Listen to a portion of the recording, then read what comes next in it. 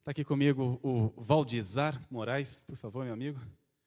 Quero te agradecer aqui pessoalmente pela presença. O Valdizar é um especialista na área de negócios, trabalha com comércio de vários estilos, mas eu já trabalhei com ele principalmente na área de tecnologia, e ele também já atuou no mundo do automobilismo, tem várias soluções aí que ele já atuou. Ele vai falar melhor, porque agora ele está até com uma sociedade bacana aí com um pessoal aí do Oriental, né, lá daquela região do mundo, e tem muito para agregar. Então, ele é o nosso primeiro facilitador aqui. É com você a palavra. O pessoal aqui está sedento para aprender, porque eles já me conhecem. É contigo. Muito boa noite, pessoal. Marcos, obrigado à casa. Prazer estar falando com vocês. Obrigado pelo tempo de vocês. Estar aqui numa terça-feira, a partir das 8, para escutar um pouquinho do que a gente tem para falar.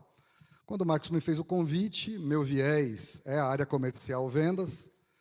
Para não ficar clichê, eu pensei, o que a gente pode contribuir, o que a gente pode falar um pouquinho nesses 20 minutos para o público e tentar, de alguma forma, fazer algumas provocações no que diz respeito à minha trajetória. Eu escolhi um tema que é vendas versus resiliência, o poder transformador da resiliência, como é que isso está na nossa vida, como é que isso no dia a dia impacta os nossos relacionamentos, as nossas demandas, a dinâmica da nossa vida, seja ela pessoal, profissional, social e espiritual, e vendas versus resiliência. E eu trouxe um pouquinho da minha história, da minha trajetória, porque sou eu que tenho propriedade para falar de mim mesmo. Eu domino o assunto sobre mim mesmo do que vir falar sobre qualquer outro autor de qualquer outra história. Já percebi que o meu amigo Giovanni, que é o executivo sócio do Reile da Tron, está presente, então isso me exige mais qualidade ainda. Mas vamos lá. Então, gente, resiliência, para não ficar... E aí, agora, com o tal da internet, rede social, os famosos podcasts, os cortes e recortes, muita coisa que, eventualmente, a gente falar aqui, pode parecer clichê ou não, e a maioria de vocês ouviu, vai ouvir de mim, acredito que não tenha tanta novidade, mas, de novo, o que eu vou passar aqui, nesses 20 minutos, é algo que aconteceu com a minha vida e como eu precisei conhecer a resiliência e como que ela pôde transformar a minha vida para chegar até aqui, e vai ser muito prazeroso passar isso com vocês. A foto fala por si só. Quando a gente fala de resiliência, tenho certeza que cada um de vocês aqui conhece alguém que tem um caso de superação, que é resiliente, que tem uma história bastante interessante sobre resiliência. Eu trouxe esse conceito sobre o que é resiliência para a gente desenrolar sobre ele. Então, o que fala aqui sobre resiliência, de uma forma bastante simplista e objetiva, é toda a capacidade e habilidade que nós temos de se adaptar dentro de adversidades, sobre situações de estresse, sobre condições normais de temperatura e pressão ou condições altas de temperatura e pressão, o que a gente faz com isso e como é que a gente faz com isso e, principalmente, como é que a gente transforma isso em aprendizado e crescimento. Por que resiliência tem uma importância muito grande na nossa dinâmica de vida? Como eu já disse aqui, a gente viu na foto, quando a gente fala de superação. Esses dias eu escutei um podcast, para não ser diferente, numa viagem de Rio Verde para Goiânia, e lá, escutando um conteúdo, o autor falava sobre o primeiro nível de estresse, efetivamente, que a gente começa a ter, é depois dos 9 meses, quando a gente está lá super confortável, sendo bem alimentado, quentinho, e imediatamente, na hora que eu preciso nascer, a temperatura já cai, eu já tomo um tapa na bunda, é um ambiente totalmente hostil, eu já começo a chorar, e bem-vindo ao mundo. Esse é o primeiro efetivo caso de uma relação de crise que a gente já começa a se deparar com aquilo e entender, porque depois vão fazer lá toda a asepsia, daqui a pouco eu estou tomando banho quentinho e vou lá para o colo da mamãe, se deu tudo certo, se não deu tudo certo, principalmente, se não deu tudo certo, aí é que eu tenho que buscar cada vez mais.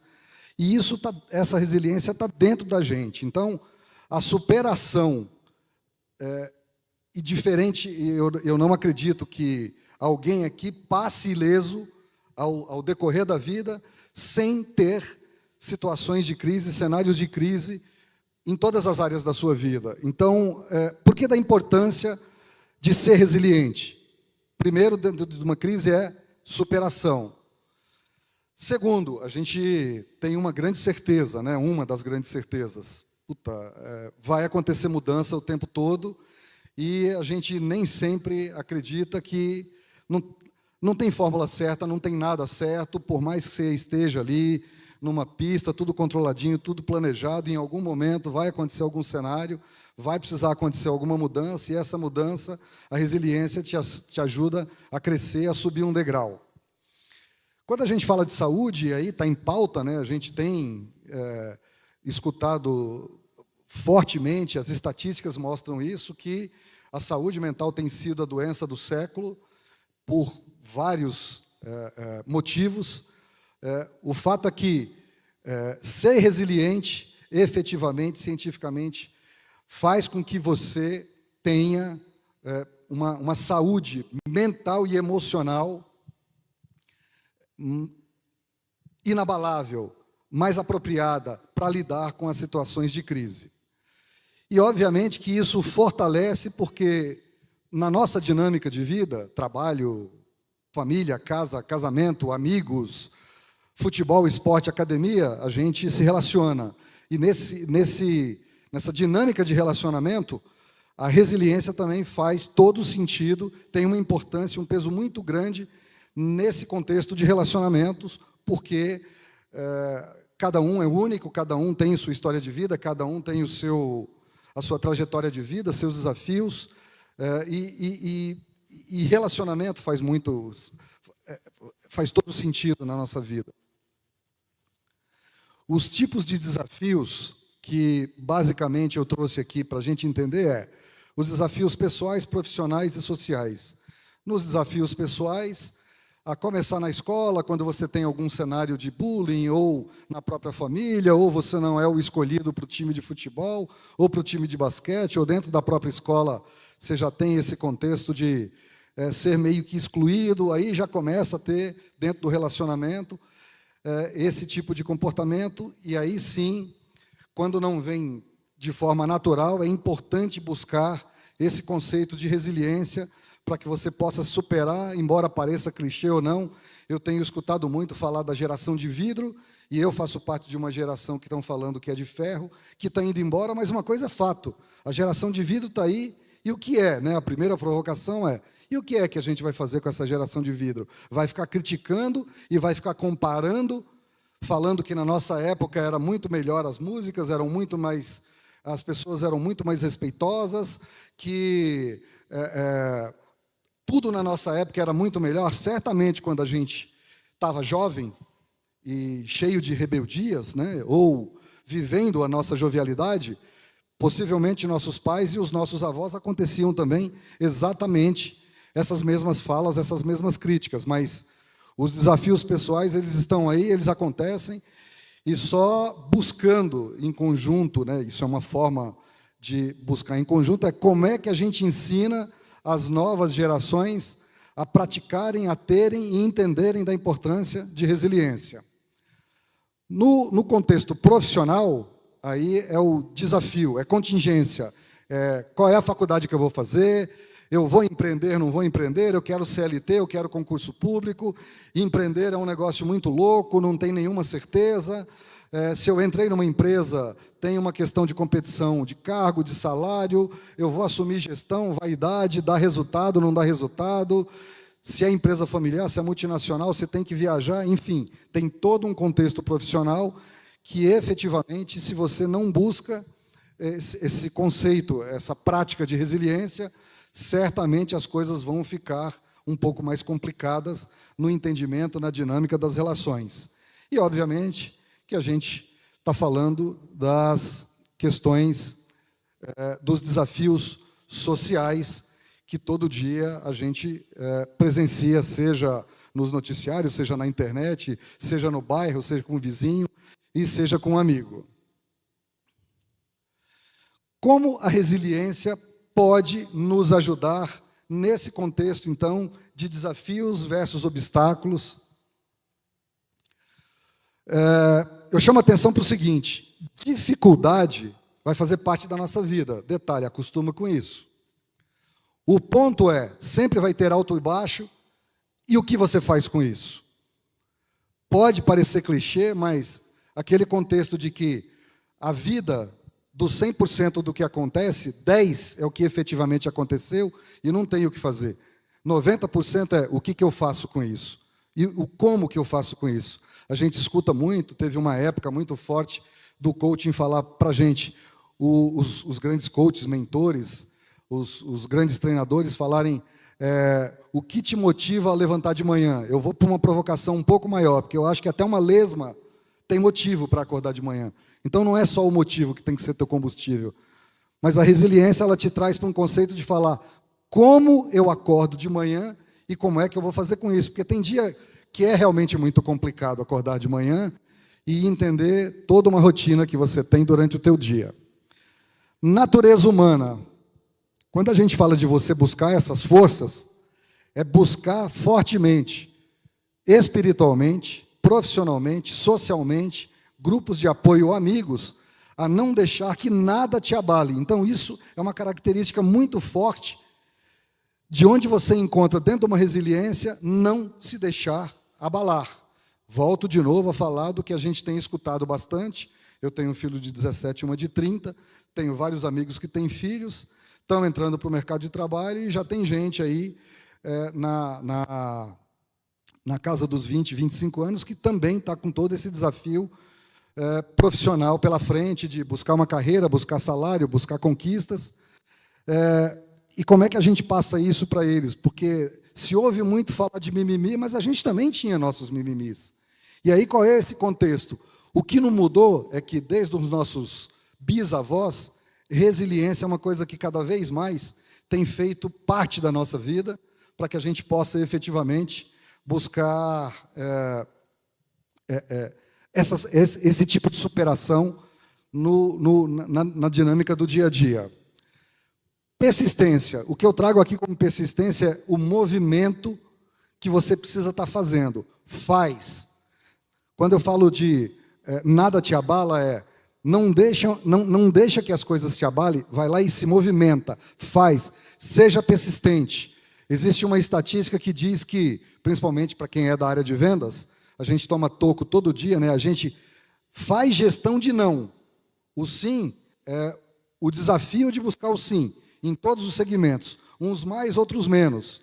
Uns a cada 1 milhão consegue 1%, outros a cada 100 consegue 5%, mas a gente administra não todo dia. E essa persistência, esse movimento é que faz todo sentido. E tem uma estatística que diz o seguinte, o sim, ou o dar certo, ou o conseguir, está no 3.8, no 4.0, ou seja, tentei uma, tentei duas, tentei três. Entre a terceira e a quarta, é bem possível que você vá conseguir superação dentro dos teus desafios. Tomada de decisão. A parada é a seguinte, olha para o problema, olha para o desafio, chama ele para tomar um café e faz um diálogo com isso e fala, como é que a gente vai conseguir aqui encontrar uma solução que atenda todas as partes de uma forma satisfatória. E a zona de conforto, aí é que está. É muito clichê, mas a gente está sempre escutando que esse negócio de zona de conforto, queira sair dessa zona de conforto. Caramba, a gente passou a vida toda. E eu vim com uma construção dessa de que, se você estudar muito, se você se preparar, se você for dedicado, se você fizer a coisa certa, vai ter um bom emprego, vai passar num bom concurso público, vai ter um bom salário, vai ter uma boa casa, uma boa esposa, uma boa família, vai comprar carro, vai poder fazer suas viagens, que teoricamente isso era um contexto de sucesso, essa era uma zona de conforto que todo mundo brigava, e na época dos meus pais e dos meus avós, isso levava para a maioria, uma quantidade pequena de pessoas, conseguia ter alcançar esse tipo de patamar aos 30, 40 anos de dedicação. Mas quando a gente fala aqui quando aparece desafio, o desafio que eu faço para vocês pensa primeiro em como é que você pode agradecer esse desafio, ter esse contexto de gratidão, de entender, opa, espera aí, esse negócio aqui está me dando algum tipo de sinal no qual eu tenho que ser grato porque aconteceu e você é resultado de você mesmo. E aí, com essa gratidão, como é que eu faço para crescer com isso. Não podia ser diferente. Se o tema é empresário e empreendedores, quando a gente fala de resiliência e falar de tipos de empresário, isso aqui vale a mim, que estou aí há mais de 10 anos em iniciativas de empreendedorismo, mas vou falar daqui a pouco da minha história baseado nessa primeira etapa do que eu falei para vocês, mas existe o tipo de empresário que não tem nada de errado, mas ele é bastante submisso, ele está o tempo todo passivo.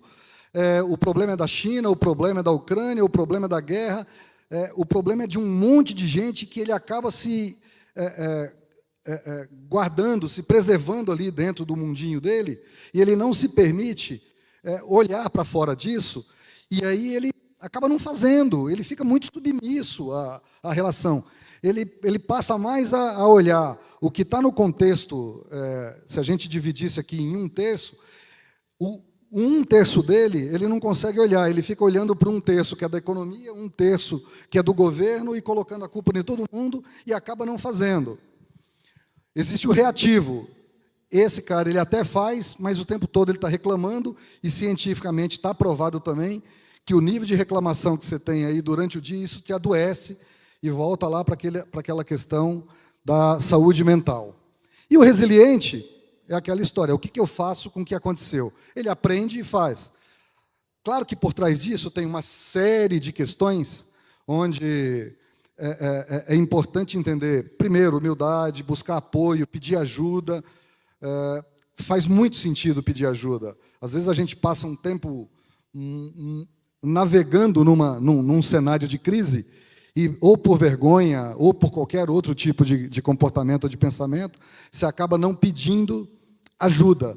E isso não te dá demérito nenhum em você pedir ajuda, independente do que você foi, e o teu passado não te define. O que acontece é aqui, é daqui para frente, e é aprender com o que você fez lá atrás.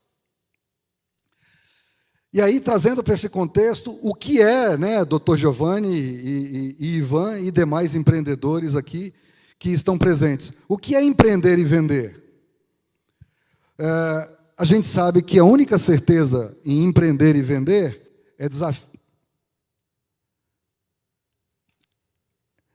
são desafios e obstáculos, mas, no fundo, em empreender, eu trago aqui para vocês a minha experiência de que, se eu pudesse resumir o que é vender e empreender, é resiliência o tempo todo, ad eterno. O que é essa psicologia da resiliência, então? A gente convive o tempo todo com estresse, adversidades, obstáculos. É buscar, através da neurociência, esse entendimento do que é esse negócio chamado resiliência, como é que funciona, onde vivem, do que se alimentam, e como é que eu posso trazer isso para a minha vida. Dentro das minhas crenças, como é que eu posso trazer resiliência para dentro desse contexto e trazer, a gente está falando aqui de superação e principalmente de fazer, a cultura do fazejamento, do atitude. Às vezes eu fico lá tentando achar o momento perfeito, o tempo perfeito, mas é buscar atitude. Então, de uma forma resumida, é buscar esse tipo de conhecimento. Mentalidade de superação. Obviamente que parece ser clichê, como eu volto a dizer, mas uma mentalidade positiva, até quando você está do lado de uma pessoa que ela não tem uma mentalidade positiva, e você já percebe que ela tá com os níveis não de testosterona, o hormônio da resiliência está muito baixo. Mentalidade de crescimento, lembra que a gente falou de ser persistente? buscar inteligência emocional, e eu digo para vocês que isso aqui faz todo sentido, porque às vezes, principalmente na fase aí dos 30, 35 até 40, a gente tem certeza absoluta de umas coisas, de umas verdades. Viu, seu Giovanni? A gente tem certeza que o mundo todo está errado, a gente está certo, e é assim que funcionam as coisas. Principalmente quando as coisas estão acontecendo de uma forma fluida, você está indo bem na carreira, as coisas estão indo acontecendo, e aí, de fato, às vezes você deixa um pouquinho o salto subir, mas ter inteligência emocional, e eu diria inteligência emocional a dica que eu mais dou para vocês em inteligência emocional, além de humildade, é escuta ativa. Escuta, você não precisa concordar, você respeita pelo menos essa escuta. E viver de exemplos, né? Se a gente falar aqui de superação, eu estou aqui, peguei o Giovanni para Cristo, que ele é de tecnologia, eu nem sei se eu posso falar, mas o Giovanni estava para tomar uma decisão de sair de um projeto e ir para um outro projeto e empreender, ou continuar empreendendo dentro de um projeto CLT. E aí, quase que 10 anos depois, ele virou sócio de uma empresa, estou bem feliz com isso, acompanho ele, mas naquela época foi um bate-papo olho no olho, papo reto, que eu acredito que teve essa contribuição e teve humildade. Eu tenho certeza que o Giovanni usou resiliência ali, inteligência emocional, para tomar a decisão que, na minha opinião, foi mais assertiva. Mas de exemplos, a gente já escutou falar um monte, vale a pena falar sempre e trazer esse contexto. Cada um aqui deve ter um exemplo, todo dia, se você buscar, tem um exemplo de superação de uma mãe, de um pai, de um idoso, de uma criança, de um deficiente. Mas o Steve Jobs, obviamente, não podia deixar de falar dele, e a própria J.K. Rowling, que é a que escreveu os livros do Harry Potter. Se a gente for falar do Jack Ma, que é o do Alibaba, foi negado a entrada dele em Harvard 10 vezes, e ele fala de um negócio muito bacana relacionado a empreender. Então, exemplos, a provocação aqui é você buscar, às vezes, não no Steve Jobs, mas no teu vizinho, no teu colega de trabalho. Às vezes o teu colega de trabalho, que ganha 1/3 do que você ganha, é super feliz, chega motivado, super resiliente, eu venho de São Paulo, então ele gasta 2 horas e meia, 3 horas de ônibus, e 2 horas e meia e 3 horas de ônibus em São Paulo é bem diferente do que 2 horas e meia. Acho que em Goiânia dá para você ir em Brasília e voltar, de ônibus ou de carro, né? Então, buscar esses exemplos, se inspirar nisso, né? Autoconhecimento, como a gente já falou lá atrás, buscar estar sempre aprendizado, bem-estar em termos de saúde mental, de estar nesse cenário confortável de buscar bem-estar, buscar terapias e atividade física. E o que a resiliência contribuiu, de fato, na minha vida?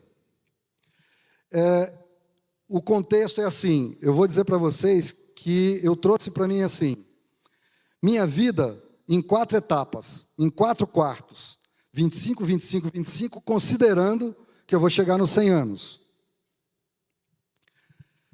Então, o que a resiliência contribuiu em minha vida? Nas etapas 2 de 4.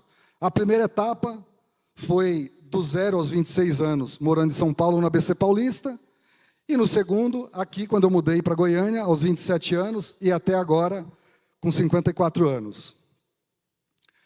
Na primeira etapa, e um vídeo que foi passado, eu até acho que aquele cara lá viu a minha palestra, porque do 0 aos 26, então com 9 anos de idade, eu morei em favela. Favela em São Paulo é um negócio bem grotesco, e embora você não pode falar favela é comunidade, mas na época que eu morei era sim uma favela, cenário inóspito, cenário hostil, mas de gente trabalhadora, do bem, alguns oportunistas, outros não, mas enfim. E aí eu senti uma necessidade, meu pai já era operário de uma montadora de carro, e eu fui vender aqui din-din, lá em São Paulo, geladinho. No Rio, acho que é sacolé. Fiquei um tempo fazendo isso, depois eu entendi que eu merecia uma promoção e fui ser engraxate. O que mais tem no ABC Paulista é boteco. E boteco tem homem tomando cachaça. E homem tomando cachaça usa sapato. E aí eu tinha lá uma oportunidade de fazer dinheiro com isso. Muito mais nesse conceito, obviamente, de ajudar em casa, não que fosse uma situação miserável, mas precisava sim. Depois eu promovi e fui ser balconista e garçom. E aí consegui um emprego, o primeiro CLT, numa concessionária lá em São Paulo. Entrei como aprendiz de praticante de mecânico e cheguei, em 4 anos, a ser mecânico. O que eu quero dizer com isso aqui, gente? Naquele desafio de quando eu nasci, em casa, com parteira, não foi em hospital, eu acredito que eu já trouxe isso no DNA, como todos nós aqui trazemos, dessa resiliência, mas pai analfabeto, mãe analfabeta, cenário totalmente adverso, fora totalmente das estatísticas, e eu busquei nesse primeiro momento que é aquele desafio onde eu falei para vocês, do pessoal, profissional e social. Aqui eu tive que encontrar o meu primeiro cenário de desafios. Uma criança totalmente tímida, totalmente introvertida, medrosa. Foi uma época de ultra mega bullying. E aí, durante todo esse período, foi isso que aconteceu. Dos 20 aos 26 anos, foi o desafio de superação e buscar resiliência no pessoal.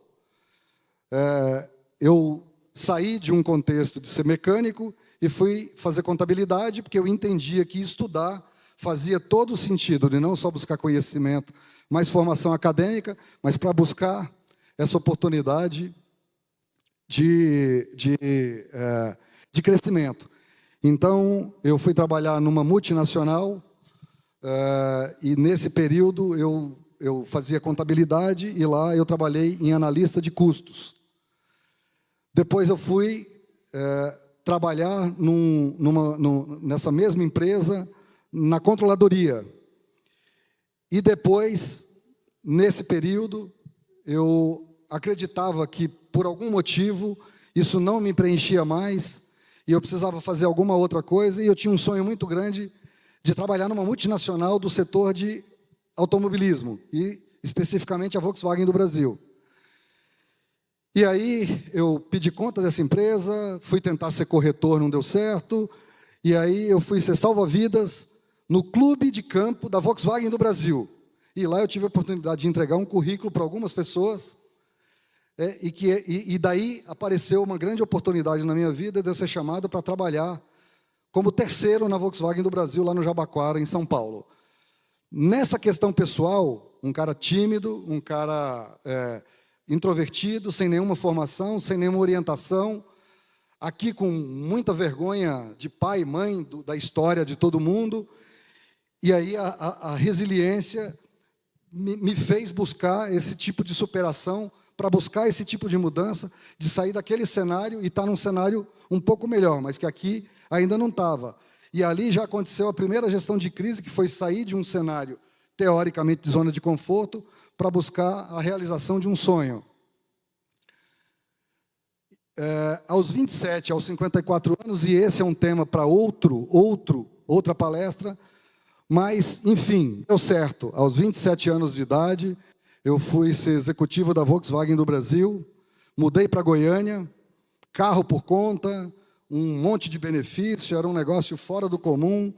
Eu não me cabia dentro de mim numa realização. A única coisa que não estava legal, como eu falei lá atrás, era uma mudança que eu tive que deixar todo mundo de São Paulo e vim para Goiânia, onde eu fui muito bem recebido. O que é legal é que, nesse período, essa logo da McKinsey & Company, a maior consultoria do mundo, a Volkswagen fez um projeto, e, dentre as centenas de milhares de funcionários que a Volkswagen tinha, eu fui um dos caras que foi escolhido, por uma conveniência também aqui da região, para fazer parte desse projeto, e esse foi o meu grande MBA. Depois mudei para Brasília, fui chamado para ser executivo da Peugeot do Brasil, fiquei 2 anos nessa multinacional. Ao longo desse período foram quase 10 anos, e aí, depois disso, por isso que aquele garotinho lá que começou com picolé, sem orientação, sem notas boas, com bullying, que trabalhou como engraxate, etc., que era totalmente fora das estatísticas, da adversidade veio a mudança e aí aconteceu uma transformação, mas que aqui me permitia ter totalmente uma zona de conforto, porque eu estava numa multinacional. Eu pedi conta na Peugeot, eu era gerente regional e ia virar diretor regional para ir para São Paulo. Mas, ainda assim, eu comecei a entender o que eu queria, o que estava mais me chamando, um chamamento mais forte em termos de empreendedorismo, de buscar algo mais incrível na nossa vida, mais uau. E aí eu fui trabalhar em empresas familiares do Centro-Oeste. E, nesse período, foi muito bacana, porque eu fui ser diretor de concessionária, e aí eu fui entender o que era, na prática, acordar de manhã e não ter salário fixo, e aí sim saber o que é o famoso varejo. Lá, quando eu estava na Volkswagen, quando eu estava na Citroën, na Peugeot, eu tinha salário fixo, bônus, 2 carros por conta, um monte de outros benefícios, viagens internacionais, e ainda assim eu fui para uma empresa familiar porque eu queria entender aqui na ponta, se eu quisesse ser dono de alguma coisa, como é que era para mim ser empreendedor. E aí, dos 27 aos 54, empreender. Dos 27 não, dos 44 aos 50. Eu estou na minha 6ª iniciativa de empreendedorismo. Então, aquela gravatinha ali foi de consultoria no setor automobilístico. Foi incrível. Ficamos 4 anos, tivemos 50 funcionários, conheci quase que todo o Brasil implantando consultoria comercial nas redes de concessionárias, e aqui já aconteceu um grande erro de uma gestão de crise. Eu não tinha produto, eu só tinha transferência de know-how. E aí metade da minha equipe foi contratada pelo meu próprio cliente, e aí um faturamento de quase 700 mil todo mês, no outro mês caiu para mais da metade. E aí eu tive que me reinventar. Eu também fui do setor de crédito, área comercial, fui representante por 4 anos do segmento de subadquirência, de maquininhas de cartão de crédito. Depois fiquei sócio a convite, via consultoria, de uma fábrica de móveis planejados, e resolvi empreender montando uma franquia, uma rede de franquias, de fisioterapia com convênio para a USP, que eu entendia que aqui a gente ia fazer um mundo melhor, porque essa tecnologia da USP trata dores crônicas de forma bastante específica, sem métodos invasivos. Eu só não combinei com o mercado que homens até 60 anos não tratam de dor. Ou ele trata com pinga, ou ele trata com remédio. E o público voltou a ser mulher. E não está na prioridade de ninguém tratar dor. E o meu maior concorrente chama-se farmácia. Então, foi ali onde foi mais de R$1 milhão embora, nesse tipo de projeto. A gente teve 5 clínicas espalhadas no Brasil, mais uma franqueadora, ficou só 3 anos, e aí não deu para ficar mais colocando dinheiro, porque esse negócio não parava do pé. E no caso da medicina, a gente era não médico, a gente não conseguiu fazer nenhuma parceria, mas o grande case daqui é que mais de 1.000 pessoas que a gente tratou do sexo feminino, a gente deu um pouquinho mais de qualidade de vida no que se respeita a quem tratava de fibromialgia. É um projeto muito legal. Hoje esse projeto só funciona em São Carlos, pela Santa Casa, mas para conseguir uma vaga lá é 1 ano. E aqui eu acho que a gente já evoluiu um pouquinho com isso. E agora, para finalizar, o André Hu, o Marcos chegou a falar, o André Hu é um coreano, o Ivan Chique, que está aqui, é japonês, e eu sou tupiniquim. Há 4 anos a gente se conheceu, deu liga, a gente ficou sócio, sou muito orgulhoso, agradecido. Esses caras transformaram a minha vida. A gente é sócio da Electric, e a Electric é uma empresa de inteligência em energia que desenvolve projetos no Brasil todo. A gente não vende placa solar.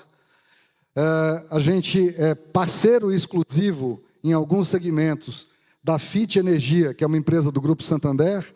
A gente também está numa operação de crédito para o setor de caminhões no Santander, e, recentemente, a gente entrou e fez uma sociedade com a Canaã, que é uma empresa de produtos fertilizantes, que a gente entende que está no agro, faz todo sentido, principalmente porque a gente tem crédito para esse setor e tem um trabalho muito bacana para ser feito. Daqui para frente, agora, é resiliência total, porque não tem nada garantido aqui. E aí, a gente se deu muito bem, a gente se respeita, a gente tem resiliência, e todo dia a gente está buscando a capacidade de se reinventar e de se aprender e de fazer do nosso negócio e dos nossos colaboradores um negócio de sucesso, cases de sucesso, de prosperidade. As 3 principais frases de efeito que eu gostaria de deixar para vocês, do que eu aprendi ao longo desse tempo, e basicamente 2 daqui foram diariamente escutadas quando eu participei da McKinsey. Primeiro você é tão bom quanto seu último resultado. A mensagem que isso aqui quer dizer é, hoje nós estamos no dia 26, faltam pouco mais de 4 dias para acabar o mês, e quem trabalha com meta sabe como funciona isso. Cara, se até agora você está 10, 15, 20, 30, 40, 50% da sua meta e a projeção é chegar a 70%, você é tão bom quanto seu último resultado. Olha para o seu para-brisa, não olha para o seu retrovisor. 100% do foco para o para-brisa. Essa é a principal mensagem que essa frase traz. A outra é, nós não estamos aqui para ganhar troféu de simpatia, seja nas questões pessoais, profissionais, até mesmo nas espirituais, existe uma responsabilidade muito grande em nós como seres humanos aqui, como sociedade. E essa que é muito legal, que eu aprendi com o nosso amigo Reile, é que esforço comove, mas efetivamente resultado convence. Muito obrigado.